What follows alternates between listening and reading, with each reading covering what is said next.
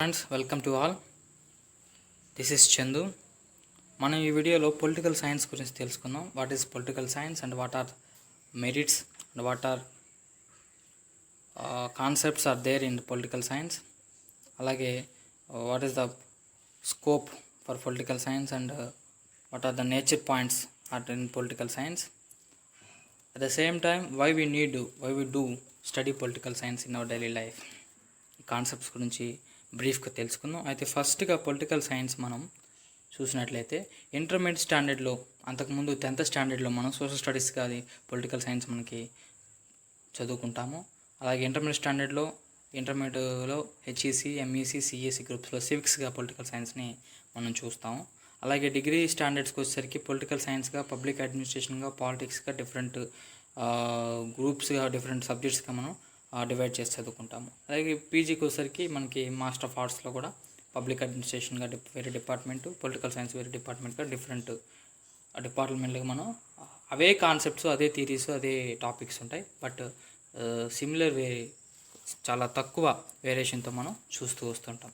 అయితే ఫస్ట్గా what is political science చూసినట్లయితే, ఆ పొలిటికల్ సైన్స్ అనే పదాన్ని గ్రీక్ సైంటిస్ట్ అయినటువంటి, గ్రీక్ ఫిలాసఫర్ అయినటువంటి, పొలిటికల్ ఫిలాసఫర్ అయినటువంటి అరిస్టాటిల్, ఇతన్నే మనము ఫాదర్ ఆఫ్ పొలిటికల్ సైన్స్ కూడా అంటాము. ఇతను అరిస్టాటిల్ ఫస్ట్ ఆ పొలిటికల్ సైన్స్ అనే పదాన్ని యూజ్ చేయడం జరిగింది. ఆ పొలిటికల్ సైన్స్ అనే పదం గ్రీక్ నుంచి పుట్టింది.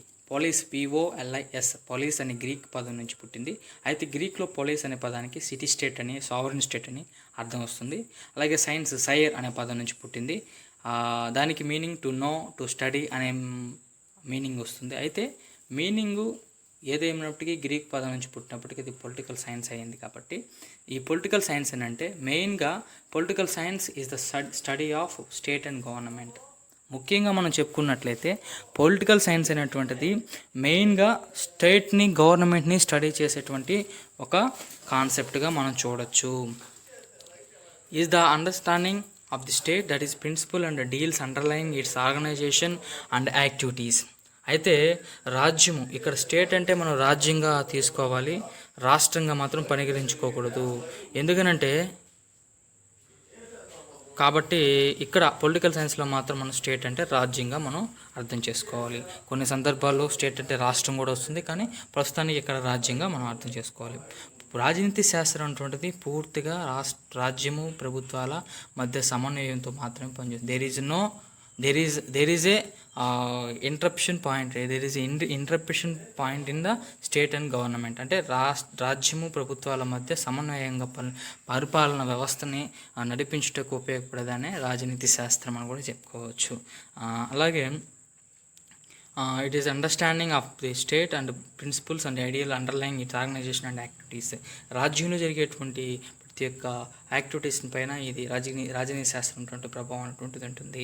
అలాగే it studies relations of men and groups and although. అంటే ఏంటి లేదు, గ్రూప్స్, అసోసియేషన్స్, టీమ్స్ అనేటువంటి సమాజంలో ఉంటాయి. అందుకనే అరిస్టాటిల్, ఫాదర్ ఆఫ్ పొలిటికల్స్ అనే రాజనీతి శాస్త్ర పితామహుడు అన్నాడు, man is a social animal. మానవుడు అటువంటి వాడు సంఘజీవి. సంఘంలో మాత్రమే, అంటే మనుషులతో కూడినటువంటి ఒక సమాజంలో మాత్రమే జీవించగలడు, కానీ వ్యక్తిగతంగా ఒంటరిగా జీవించడానికి వీలు కానటువంటి వాడు మానవుడు అని అందుకనే చెప్పాడు. అందుకనే ప్రతి ఒక్క సమాజంలో ఉన్నటువంటి ప్రతి ఒక్క విషయాన్ని, ప్రతి ఒక్క సంస్థని, ప్రతి ఒక్క అసోసియేషన్ యొక్క సమూహాన్ని బట్టి ప్రతి ఒక్క దాన్ని రాజనీతి శాస్త్రం ఉంటే స్టడీ చేస్తూ ఉంటుంది. దాన్ని విపులంగా మనకు అర్థమయ్యే రీతిలో తెలియజేస్తూ ఉంటుంది. అయితే నెక్స్ట్ చూసుకున్నట్లయితే అదే ఎట్లా వచ్చింది, ఈయన అరిస్టాటిల్ దాన్ని మెయిన్గా డిఫైన్ ఏం చేస్తాడంటే political science is the master of all sciences అని కూడా ఆయన డిఫైన్ చేస్తాడు. బేసిక్గా అది ఆల్ సైన్సెస్లో ఒక క్వీన్గా మనం చెప్పుకోవచ్చు. అయితే దీన్ని సైన్స్ అని ఎందుకంటారు? న్యాచురల్ సైన్స్ మనకు తెలుసు, సోషల్ సైన్స్ మనకు తెలుసు. అయితే పొలిటికల్ సైన్స్ని సైన్స్ అని ఎందుకంటారు? దీన్ని శాస్త్రం అని ఎందుకని పిలుస్తారంటే ఇది బ్రాంచ్ ఆఫ్ సోషల్ సైన్స్ అనమాట. అంటే సోషల్ సైన్స్ నుంచి పుట్టింది కాబట్టి ఎథిక్స్, ఫిలాసఫీ ఇవన్నీ కూడా మిగిలినటువంటి బ్రాంచెస్. అట్లాగే ఇదొక పొలిటికల్ సైన్స్, ఇది మాస్టర్ ఆఫ్ సైన్స్గా మనం చెప్పుకోవచ్చు. అంటే సైన్స్లో కల్లా ఒక గొప్ప శాస్త్రంగా, సైన్స్గా చెప్పుకోవచ్చు. అట్లాగైతే మనం ఎకనామిక్స్ని క్వీన్ ఆఫ్ ఎకనామిక్స్ అని అట్లా పిలుస్తాము, ఇట్లా కింగ్ ఆఫ్ పొలిటికల్ సైన్స్గా మనం చెప్పుకోవచ్చు. అతి డెఫినేషన్ విధమైనటువంటి తత్వశాస్త్రవేత్తలు, రాజనీతిజ్ఞులు కూడా విధమైనటువంటి రకాలుగా వాళ్ళు నిర్వచించారు రాజనీతి శాస్త్రాన్ని. దాంట్లో ట్రెడిషనల్ డెఫినేషన్స్ అలాగే మోడర్న్ డెఫినేషన్స్, 2 డెఫినేషన్స్ అన్నట్టు ఉంటాయి. అయితే మనం ట్రెడిషనల్ డెఫినేషన్స్ చూసుకున్నట్లయితే గెటిల్ అనేది ఒక రాజనీతి శాస్త్రజ్ఞులు, పొలిటికల్ ఫిలాసఫర్, ఈయన ఏం చెప్పాడంటే it is thus a study in the past, present and future of political organisation and political theories. ఇది ఎట్లా ఉంటుందంటే భవిష్యత్తు వర్తమాన కాలాలను ఏ విధంగా జరుగుతున్నదో ప్రతి వ్యవస్థను, ప్రతి ఒక్క దాన్ని, ఆర్గనైజేషన్ అయితేనేమి, రాజనీతి సిద్ధాంతాలు అయితేనేమి, వాటి పని అన్నిటిపైన ఇదైనటువంటిది దీని యొక్క ప్రాబల్యం అన్నటువంటిది ఉంటుంది. దీని యొక్క పాత్ర కీలకంగా ఉంటుందన్న విషయాన్ని చెప్పాడు. భవిష్యత్తు జరగబోయేది, జరిగినది, జరుగుతున్న విషయాలపైన రాజనీతి శాస్త్రం అన్నటువంటిది బాగా ఉంటుంది, మంచిగా దాని యొక్క పాత్ర ఉంటుందనే విషయాన్ని తెలియజేశాడు. అలాగే జేడబ్ల్యూ గార్నర్ ఆయన బిలీవ్ ఏం చేశాడంటే, ఆయన డెఫినేషన్ ఎలా ఇచ్చాడంటే political science begins and ends with the state. మనం చెప్పుకున్నాం రాజ్యము, ప్రభుత్వం అనేటువంటి 2 అంతర్భాగాలు, అవి రాజనీతితో కలిసి పనిచేస్తూ ఉంటాయని చెప్పుకున్నాం. అలాగే రాజ్యం అనేటువంటిది రాజనీతి శాస్త్రంతో మొదలయ్యి రాజనీతి శాస్త్రంతో పూర్తవుతుంది. Begins and ends with the state, political science. ఇట్లా మనం డిఫైన్ చేసుకోవాలి. అలాగే మిగిలినటువంటి శాస్త్రజ్ఞులు కూడా వివిధ రకాలుగా దీన్ని డిఫైన్ చేసుకోవడం జరిగింది. అలాగే స్కోప్ ఆఫ్ పొలిటికల్, దీని పరిధి ఏ విధంగా మనం చూసినట్లయితే, దీనిలో పరిధి అంటే దీంట్లో మనం ఏ అంశాలను ఎక్కువగా మనం చూస్తాం అన్నట్లయితే స్టేట్ అండ్ గవర్నమెంట్. ఫస్ట్ నుంచి చెప్పుకుంటున్నాం రాజ్యము, ప్రభుత్వాలనేది సమన్వయపరిచేస్తుంది, ప్రతి వ్యవస్థ అనేది వ్యక్తీకరిస్తుంది అనే విషయం తెలుసుకున్నాం. అలాగే పొలిటికల్ థీరీ, రాజనీతి సిద్ధాంతాలను అలాగే రాజనీతి తత్వశాస్త్రాలను కూడా పూర్తిగా మనకి తెలియజేసే విధంగా రాజనీతి శాస్త్రం అటువంటిది ఉపయోగపడుతుంది. Comparative politics, it is one of the important concept in political science అని చెప్పుకోవచ్చు. సమకాలీనటువంటి అంశాలపైన కూడా రాజనీతి శాస్త్రం అటువంటిది పూర్తిగా మనకు ప్రతి విషయాన్ని కూడా తెలియజేస్తుంది. అదేవిధంగా పబ్లిక్ అడ్మినిస్ట్రేషన్, పరిపాలన వ్యవస్థ గురించి కూడా it is also one of the great concept in political science అని చెప్పుకోవచ్చు. పరిపాలన వ్యవస్థ ఏ విధంగా ఉంటుంది, అధికారులు ఏ విధంగా నిర్మించబడతారు, అధికారులు ఉన్నటువంటి అధికారాలు ఏ విధంగా ఉంటాయనే విషయం గురించి కూడా రాజనీతి శాస్త్రం అటువంటిది వివరిస్తుంది. ఇంటర్నేషనల్ రిలేషన్స్, అంతర్జాతీయ సంబంధాలు అండ్ లా, చట్టము, పక్క దేశాలతో మనకు సరిహద్దు ఉన్నటువంటి దేశాలతో ఏ విధమైనటువంటి సంబంధాలు కలిగి ఉండాలి, వాళ్ళతో ఏ విధమైనటువంటి దౌత్య వ్యాపారాలు ఏ విధంగా వాళ్ళతో ఉంచుకోవాలనే విషయాలు కూడా రాజనీతి శాస్త్రం అటువంటిది పూర్తిగా మనకు తెలియజేస్తుంది. దాంట్లో మనం చదువుకోవచ్చు, తెలుసుకోవచ్చు. చట్టాలు కూడా ఈ రాజనీతి శాస్త్రాన్ని బేసిక్ చేసుకుని మనం చట్టాలు చేసుకోవడం అంటూ జరుగుతుంది. అలాగే political behaviour of individual and etcetera, ఏ ఒక్క చిన్న విషయానికి కాదు, అది రాజకీయ కోణంలోనే కాకుండా ఆర్థిక, సామాజిక, సాంస్కృతిక కోణాల్లో కూడా రాజనీతి శాస్త్రం ఉంటుంటుంది. దాని యొక్క ప్రాబల్యాన్ని మనకి తెలియపరుస్తూ దాని యొక్క విషయాన్ని మనం తెలిసే విధంగా మనం చదువుకుంటుంటాం, తెలుసుకుంటుంటాం. అదే ఒక మెయిన్ కాన్సెప్ట్ పొలిటికల్ సైన్స్ది. అయితే ఏంటయ్యా ఈ పొలిటికల్ సైన్స్ ఇంపార్టెన్స్, ప్రాముఖ్యత ఏంటయ్యా అని చూసినట్లయితే, to discover the principles and should be adhered to in public affairs and the study operations of the government. Principles ఏదైతే కొత్తగా పబ్లిక్ అఫైర్స్ మీద వచ్చేటువంటి ప్రిన్సిపల్స్, అలాగే study the operations of the government, ప్రభుత్వం ప్రవేశపెట్టేటువంటి ప్రతి ఒక్క యాక్టివిటీస్ పైన రాజనీతి శాస్త్రం అనేటువంటిది, రాజనీతి శాస్త్రజ్ఞులు అనేటువంటి వాళ్ళు స్టడీ చేస్తూ ఉంటారు, నిరంతరం దానిపైన రీసెర్చ్ చేస్తూ ఉంటారు. దాని ద్వారా అందేటువంటి జ్ఞానాన్ని ద్వారా మనకి తెలియజేస్తూ ఉంటుంది. ప్రభుత్వం యొక్క వ్యవస్థని మనం యాక్టివిటీస్ అనేటువంటి ఏ విధంగా ఉంటాయి, పరిపాలన విభాగాల ద్వారా కూడా మనం తెలుసుకోవచ్చు. Like it finds can be used in seeking resolutions to immediate situations. ప్రతి ఒక్క విషయానికి రాజనీతి శాస్త్రంలో సమాధానం దొరుకుతున్నాయి దీని అర్థం. To be able to deal with social and economic problems and other matters of public and private corners.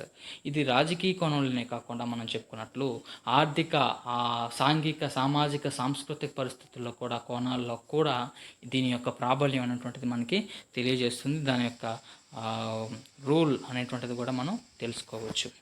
అయితే why do we need to study political science, అసలు ఎందుకు పొలిటికల్ సైన్స్ మనం చదువుకోవాలి, మన జీవితంలో ఎందుకు ఇది అని చూసినట్లయితే, దీని ఫంక్షన్స్ ఏ విధంగా ఉంటాయంటే విధులు: ఎడ్యుకేషన్ ఫర్ సిటిజన్షిప్, ప్రతి ఒక్కరూ ఏదో ఒక దేశానికి ఏదో ఒక రాష్ట్రానికో పౌరుడై ఉంటారు. Is a concern A citizen of that concern state or concern country. అదే కాబట్టి మనం భారతదేశ పౌరులము. మనకి భారతదేశం పైన మన దేశం పైన ఉన్నటువంటి విధేయత ఉంటుంది. తెలుసుకోవాలంటే ఏం కావాలి? రాజనీతి తెలుసుంటారు. రాజనీతి శాస్త్రం యొక్క విపులంగా తెలుసుంటేనే మనం మన భారతదేశ పౌరులుగా మనకున్నటువంటి విధులు ఏంటి, మనకున్నటువంటి రెస్పాన్సిబిలిటీస్ ఏంటి, మనకున్న రైట్స్ ఏంటంటే తెలుస్తాయి. అది యొక్క main concept education for citizenship. పౌరుడికి ఇది జ్ఞానాన్ని, తెలివితేటలు నేర్పిస్తుంది రాజనీతి శాస్త్రము. Knowledge and understanding the government, ఇది మెయిన్ కాన్సెప్ట్. ప్రభుత్వం చేసేటువంటి ప్రతి ఒక్క విషయాల్లో కూడా అండర్స్టాండింగ్ వస్తుంది మనకి ఈ రాజనీతి శాస్త్రం తెలుసుంటే. అలాగే essential parts of liberal education, ప్రతి ఒక్క విషయంలో మనకి ముఖ్యమైనటువంటి ఏ అంశమైనా కూడా మనం ఆర్థిక విషయం తీసుకున్నా, సామాజిక విషయం తీసుకున్నా, సాంస్కృతిక విషయాలు తీసుకున్నా కూడా ఈ రాజనీతి శాస్త్రం తెలుసుంటే వాటిలో మనం నిపుణులుగా ఉండొచ్చు. వాటిలో మనం తత్వవేత్తలుగా మనం ముందుకు వెళ్ళడానికి అవకాశం ఉందని కూడా మనకు తెలుస్తుంది. అందుకోసమే పొలిటికల్ సైన్స్ మనం చదువుకోవాలి. ఎందుకంటే ఇది రాజనీతి శాస్త్రం అంటుంటుంది మన డైలీ లైఫ్లో ఒక భాగము. ఇది పక్క సబ్జెక్ట్స్తో మరో సబ్జెక్ట్స్తో పోల్చుకుంటే ఇది పూర్తి భిన్నంగా ఉంటుందనే విషయాన్ని మీరు గమనించాలి. అయితే ఈ రాజనీతి శాస్త్రం అభివృద్ధి చెందడానికి డెవలప్మెంట్ ఆఫ్ పొలిటికల్ సైన్స్ అనేటువంటిది ఏ విధంగా జరిగిందని చూసినట్లయితే 3 స్టేజెస్ చూసుకున్నట్లయితే ఏన్షియంట్లో అరిస్టాటిల్, ఫస్ట్ టైం మనం చదువుకున్నాం ఈ గ్రీక్ సిటీ స్టేట్కి చెందినటువంటి అరిస్టాటిల్. ఇతను పాలిటిక్స్ అనే పుస్తకాన్ని రాసి ఆ పుస్తకంలో రాజనీతి శాస్త్రం నుంచి విపులంగా పూర్తి వివరాలతో నింపేసి ఆయన ఒక రాజనీతి శాస్త్రం గురించి చెప్పడం ద్వారా, కాబట్టి ఆయన మొట్టమొదటి చెప్పాడు కాబట్టి ఈయన ఫాదర్ ఆఫ్ పొలిటికల్ సైన్స్గా మనం చెప్పుకుంటున్నాం. అలాగే మధ్యయుగంలోకి వచ్చేసరికి నికోలస్ మెకైవల్లీ, ఇతను ద ప్రిన్స్ పుస్తకం రాసి ఆయన పుస్తకంలో రాజనీతి శాస్త్రం గురించి మరిన్ని విషయాలు పూర్తిగా మనకు తెలియజేయడం జరిగింది. కాబట్టి ఈయన్ని father of modern political science అంటారు. ఆయన ఆధునిక పితామహుడుగా ఆధునిక పితామహుడుగా పిలువబడతారు నికోలస్ మెకైవల్లీ ఇతను. తర్వాత ప్రొఫెసర్ ఫ్రాన్సిస్ లేబియర్, ఇతను మాన్యువల్ ఆఫ్ పొలిటికల్ ఎథిక్స్ అనే పుస్తకాన్ని రాసి ప్రపంచాన్ని రాజనీతి శాస్త్రంపై మళ్ళీ చూసే విధంగా చేసినందున ఇతను కూడా మంచి పాత్ర పోషించాడు రాజనీతి శాస్త్రంలో అని చెప్పుకోవచ్చు. ఈ ముగ్గురు మనకి చాలా important. Aristotle father of political science, Machiavelli father of modern politics అని కూడా మనం చదువుకోవచ్చు. ఇది చూడవచ్చు, ఇక్కడ father of political science left side పైన ఉంది. అలాగే father of modern political science Machiavelli కింద ఉన్నాడు. ఈ ఇద్దరు ఫొటోస్. అలాగే మనకి important father of political science Aristotle. ఇతని పిక్చర్ ఈ విధంగా ఉంటుంది. ఇది గ్రాఫికల్ పిక్చర్ కాబట్టి అప్పుడు ఫోటోగ్రాఫ్స్ లేవు కాబట్టి ఈ విధంగా ఉంది, మనం చూడొచ్చు. అయితే ఫ్రెండ్స్, ఇది బేసిక్గా వాట్ ఈస్ పొలిటికల్ సైన్స్ అన్న వాళ్ళకి అసలు ఎక్కడ పుట్టింది, ఏ భాష నుంచి ఉద్భవించబడింది, అసలు దీనివల్ల ఉపయోగం ఏంటి, దీని పరిధి ఏంటి అనే విషయాల్ని బ్రీఫ్గా వీడియోలో తెలియజేశారనుకుంటున్నాను. మీకు నచ్చినట్లయితే లైక్ చేయండి, కామెంట్ చేయండి, మీ ఫ్రెండ్స్కి షేర్ చేయండి. ఈ ఛానల్ని సబ్స్క్రైబ్ చేసుకోవటం మాత్రం మర్చిపోకండి. Thank you.